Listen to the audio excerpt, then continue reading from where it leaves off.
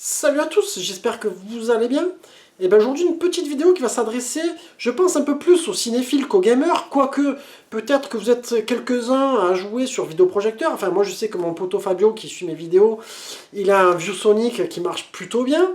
Et moi pour ceux qui suivent ma chaîne, vous saviez que j'ai pas mal joué sur vidéoprojecteur, seulement celui que j'avais, je l'ai un peu trop fait tourner, tu vois, en plein été, etc. Et j'ai fini par le griller en partie, donc à un moment donné il fallait songer à le changer. Et ben du coup j'ai reçu mon Hartley M18 et je vais vous proposer un unboxing plus un test. On va voir ça tout de suite après le générique.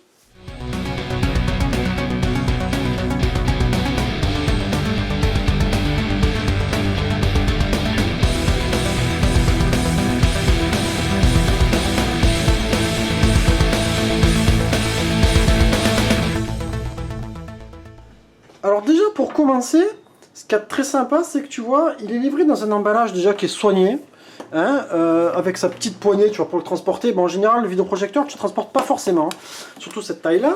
Donc déjà, tu te dis, il y a du sérieux, parce que dans certaines autres marques que tu prends les emballages, franchement, c'est du carton pourri, etc. C'est vraiment fin. Là, tu sens que c'est bien emballé, c'est bien conditionné. On a une première boîte, hop, qui fournit, je crois, les accessoires dedans. Alors, oui, tu as un câble HDMI qui est fourni, ça, c'est déjà bien cool.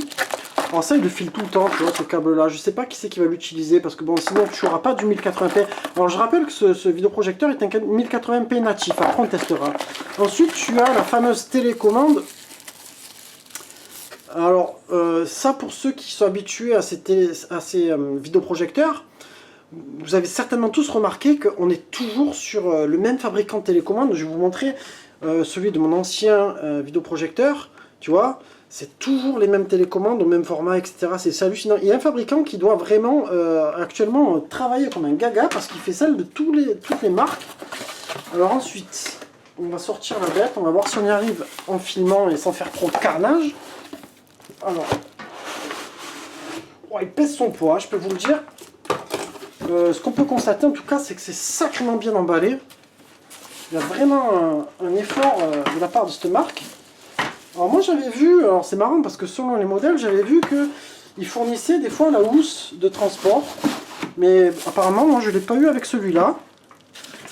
Alors on va enlever les petites mousses. Hop. Et on va sortir la bête. En tout cas tu sens que ça a été vraiment soigné sur l'emballage, sur la finition, tu le vois déjà là. Alors, qu'avons-nous?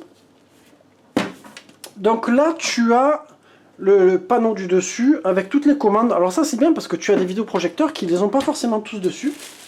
Ça, c'est toujours pratique. Ah, il y avait le petit protecteur du vidéo. Alors, tu as le focus et le keystone. Ça, c'est très bien parce que tu les as pas forcément sur tous les vidéoprojecteurs à bas prix. Alors, celui-là, c'est un modèle qui tourne vers les 150 balles environ. Bon, moi, je l'ai eu à 35 € sur eBay. J'ai eu un gros coup de bol. Merci au vendeur, en tout cas, qui me l'a proposé à ce prix-là. Ensuite, tu vas avoir le panneau arrière. Alors, au niveau du panneau arrière, tu vas avoir écrit HD1, HD2. C'est ce qui est marrant. Ça, je l'ai vu souvent. C'est-à-dire qu'en fait, je pense qu'ils ne payent pas la licence en les mettant comme ça. Et d'ailleurs, ils te les mettent à l'envers, si tu remarques bien. Après, tu as deux USB, et ça doit être pour la télécommande, et un VGA. Donc, c'est vraiment un truc très simpliste. Tu vois, bon, au niveau du design, c'est assez cool, hein, quand même. Franchement, il n'y a rien à dire, hein, il est beau. Il est bien carré. En tout cas, il pèse son poids. Bon, j'ai fait tomber le truc, hein, c'est moi, hein, je suis toujours très maladroit. Et tu as la petite molette ici, pour le surélever. Ça, c'est plutôt cool. Donc, maintenant, ce que je vais vous proposer, c'est de faire un test sur mon écran de vidéoprojection avec du Blu-ray. On va voir s'il est réellement natif ou pas. Allez, on va voir ça tout de suite. Alors à première vue, bon ben comme tous les vidéoprojecteurs, vous avez les mêmes menus, hein, je pense que c'est le même développeur. Donc vous ne serez pas perdu, c'est toujours les mêmes trucs. Là vous avez le système d'affichage, le ratio. Noise reduction, alors ça doit être peut-être pour... peut-être que c'est pour le ventilo ça? Je peux pas dire. Après, tu as le flip en fait pour tourner ton image, etc. Pour régler la taille de ton image, tu l'avais un peu plus petite. Moi, il me la faut légèrement plus petite parce qu'elle déborde. Attends, il voit plus où je suis là. Hop. Où c'est qu'elle s'arrête? Non, donc je peux mettre un peu plus grand. Hop, ma limite. Donc c'est toujours un peu les mêmes réglages que tu retrouves. Donc pour vous mettre un petit... on va commencer avec un Blu-ray je pense pour voir si vraiment il est natif en 1080. Alors voilà, hop. C'est pas facile dans le noir, par contre ce serait bien de faire des télécommandes, tu vois, qui s'allument, ça serait cool. On va envoyer un film plutôt sympathique de science-fiction qui s'appelle Blade Runner pour voir un peu qu'est-ce que ça dit à l'image. Alors sachant que dans ma pièce je suis pas encore entièrement... il fait pas encore entièrement nuit en fait. On est pas mal dans l'obscurité, mais je pense que ça pourrait être encore un peu plus sombre.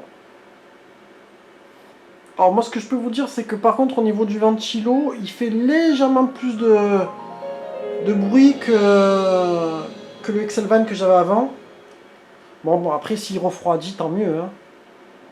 Parce que mon Excelvan c'est justement à cause de ça, je pense qu'il n'était pas assez ventilé. Alors je vais découvrir avec vous si c'est vraiment à 1080p. En tout cas, ce que je peux vous dire c'est qu'au niveau du son, il est pas mal du tout.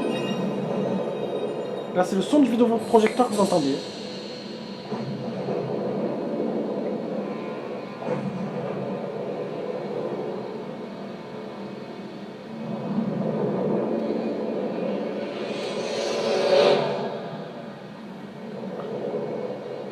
Et bien franchement de ce qu'on voit, c'est pas mal du tout.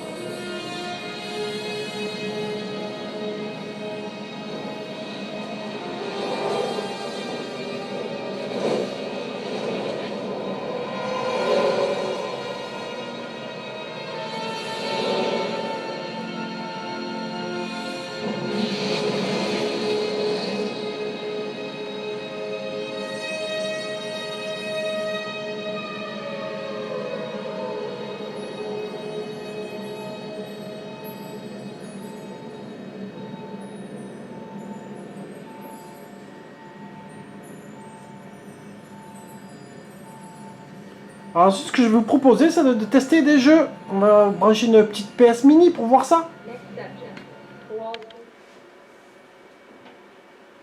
Bon,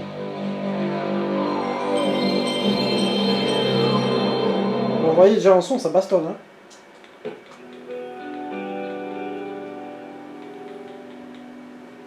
Alors...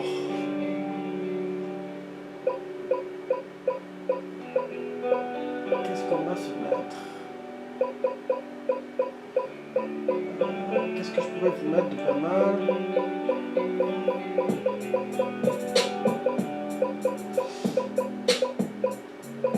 Quel le jeu que j'avais mis de rallye la dernière fois?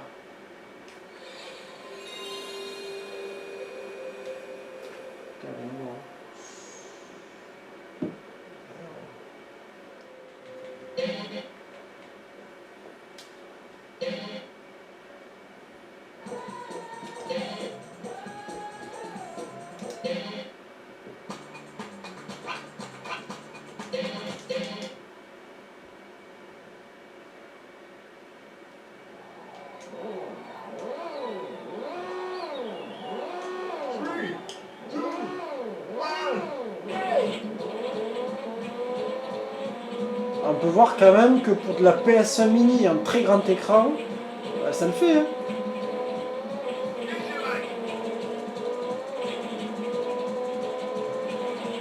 Le son est excellent. Hein. Le son de ce vidéoprojecteur est vraiment excellent. Très bonne qualité. Hein.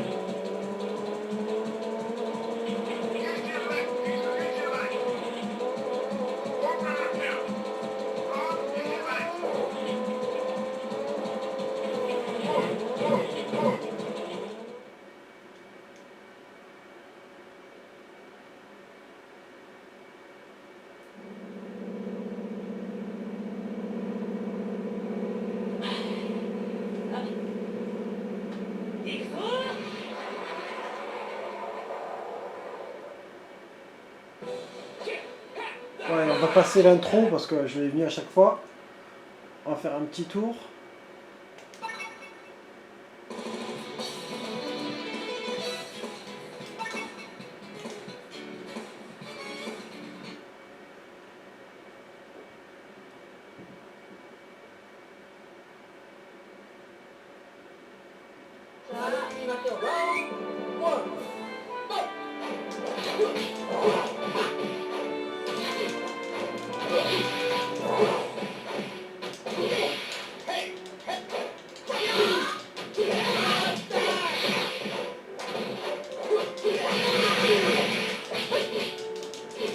Franchement, le résultat est vraiment remarquable, moi je trouve. Hein. Pour le prix de ce vidéoprojecteur, je crois qu'il n'y a pas mieux sur le marché. Hein.